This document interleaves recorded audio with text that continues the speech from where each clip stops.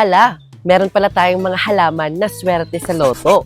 Totoo nga ba ito? Kung gusto niyo malaman, tapusin niyo ang video na ito. So sa video na ito mga ka-jungle ay magugustuhan ninyo lalo na sa mga tumataya ng loto dahil meron pala tayong mga halaman na pampaswerte sa loto. Baka chance yun ang manalo kapag meron kayong mga halaman na ito. So alam naman natin mga ka-jungle na ang loto ay may disadvantage at advantage. So ang advantage mga ka-jungle ay napupunta yung mga tinataya natin sa charity which is nakakatulong tayo sa ating kapwa.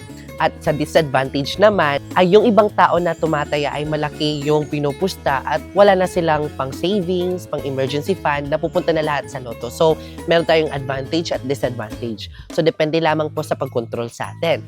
And ngayon naman mga ka-jungle, para tayo daw manalo, share ko sa inyo ang 7 mga halaman na swerte sa loto. Ang top 7 na halaman na swerte sa loto na pwedeng ilagay sa inyong pitaka ay ang ating mga oregano plant.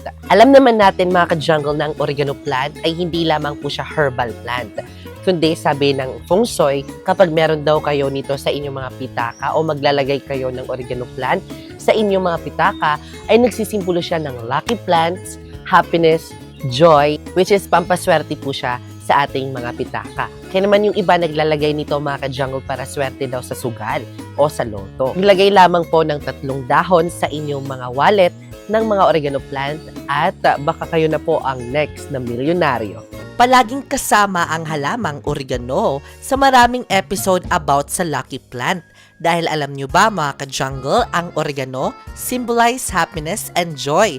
Nagdadala ito ng good luck sa atin at nilalabanan nito ang mga sadness. Aba syempre, kapag ba kayo'y manalo ng loto, mawawala talaga ang sadness. According to Feng Shui, believe that oregano is a booster energy plant.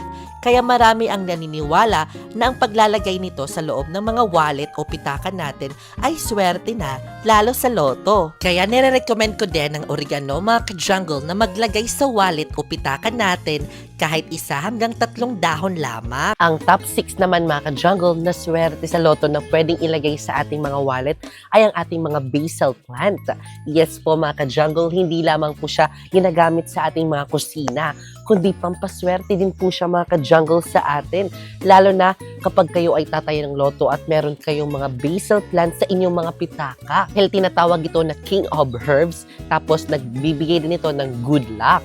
And then abundance mga ka-jungle. Bibigay din ito ng capacity at kasaganahan sa ating tahanan kapag meron kayong mga basil plant. So maglagay lamang po ng 2 hanggang 3 dahon ng mga basil plant para maswerte tayo kapag tataya tayo ng loto.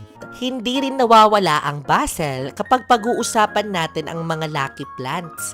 Ang basil ay isa ring kilala king of herbs dahil sa ability at lakas nito magbigay ng good luck sa atin mga ka-jungle. Nagre-represent din ang basil ng abundance sa ating buhay mga ka-jungle. Ayon sa Feng Shui na ang basil plant is one of the plants with the greatest capacity na nagbibigay ng kasaganahan sa buhay. At sa karagdagan, nagtatakwil din itong mga negatibong enerhiya dahil ang basil ay isa sa mga ginagamit sa ritual para sa prosperity, fortune, and good luck. Kaya ano pang hinihintay niyo mga ka-jungle? Maglagay na kayo nito sa pitaka ninyo, baka ikaw na ang susunod na manalo sa loto. Top 5 naman mga ka-jungle na swerte na halaman sa loto na pwede din ilagay sa ating mga pitaka ay ang tinatawag natin na money tree. Ang money tree mga ka-jungle, according to Feng Shui, ito daw ang pinakamaswerte na halaman o tree sa kanila. Dahil nilalagay ito sa mga business, sa labas ng inyong store. Pero alam niyo ba na swerte din ito sa loto dahil nagpo-promote ito ng wealth, prosperity, lalo na sa mga nagsusugal. Tapos alam niyo ba mga ka-jungle, ang ating mga money tree kapag daw nagda-dry yung 7 leaves at ilagay sa ating mga bag ay nagpo-promote po itong wealth. Kayong manalo daw sa loto dahil swerte-swerte daw ang pagtataya ng loto. Kaya naman nagpo-promote po ito ng prosperity at wealth.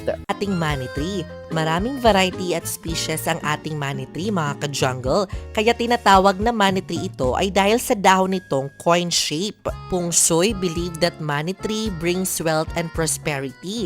Alam niyo ba na maganda itong indoor plants mga ka-jungle? At according to Feng Shui, ang perfect location or place nito ay malapit sa bintana na mabilis masinagan ng araw facing the east, west, or south Ang money tree natin mga ka-jungle ay nag-create ng financial good fortune kaya nire-recommend ko din ito na mahilig tumaya sa loto. So, ang sunod naman mga ka-jungle, alam naman natin na ang mga money plant ay swerte talaga. Pero alam niyo ba na swerte din ito sa loto?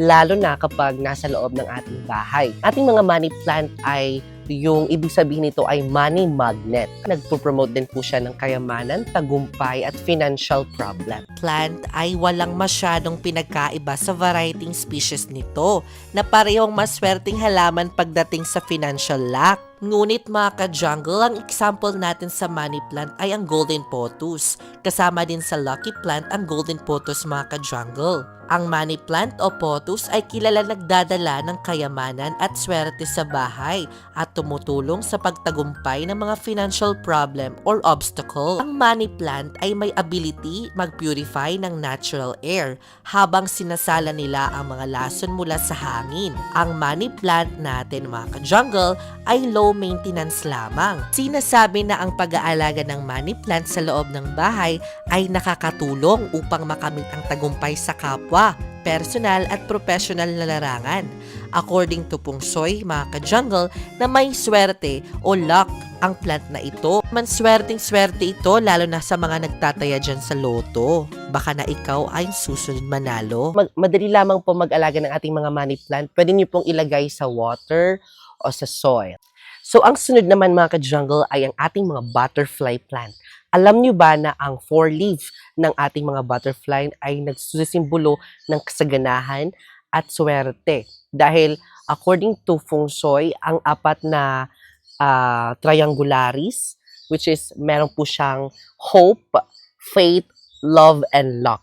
So, sa kanilang apat, yung luck po ang pinakamaswerte sa loto. Kaya naman, kung meron kayong ganitong mga halaman, swerte kayo nito sa loto. Salis triangularis na halaman o mas kilalang happy-go-lucky shamrock, marami ang naniniwala na malakas makahatak ng swerte ang halamang ito mga ka-jungle dahil sa 4-leaf nito na nagsisimbolize ng hope, faith, love, and luck. Maliban sa isa ito sa pinakamagandang halaman na parang butterfly ang itsura, ay maswerte din ito lalo sa pagdating sa financial, wealth, luck. Kaya naman magandang collection nito mga ka-jungle dahil nga nagkakarakterize ito ng financial luck.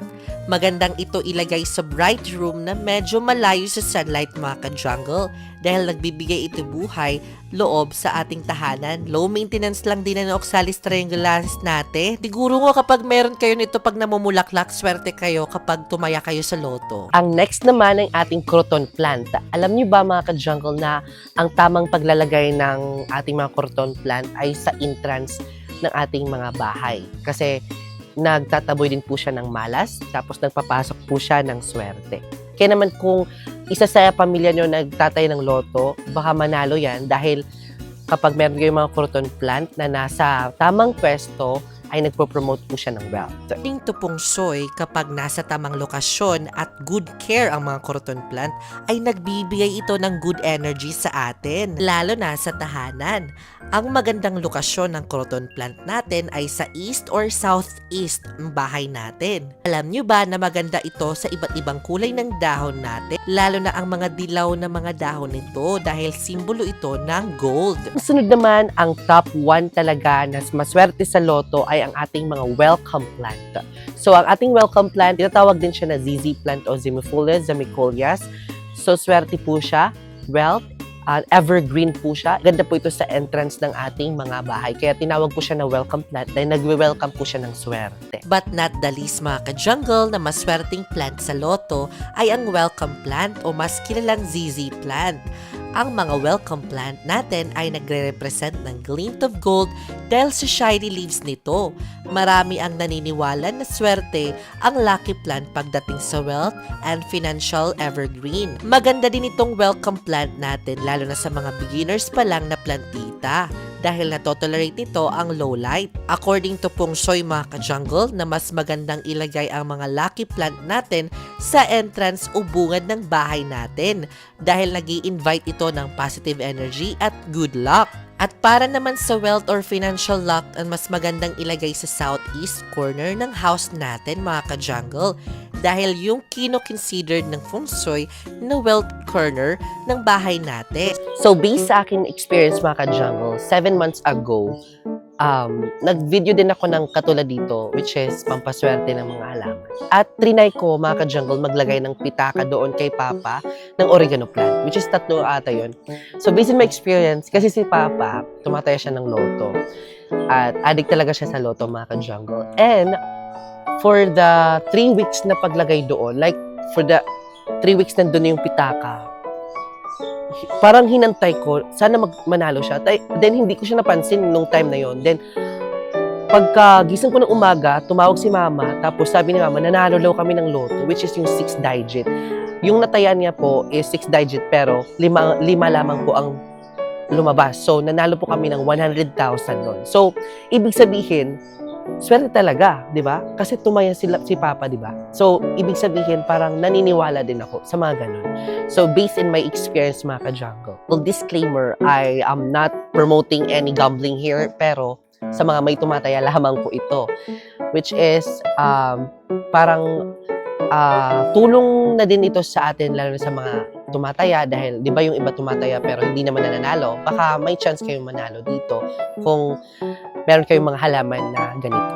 Depende lamang po kasi swerte-swerte talaga ang loto, mga ka-jungle. Sabi nga nila, so may chance ka pa daw matamaan ng kidlat kaysa sa tumama sa loto. Diba? So ayan mga ka-jungle, I hope nagustuhan mo ang video nito and don't forget to share this video. And I will see you next episode because more plant, less stress.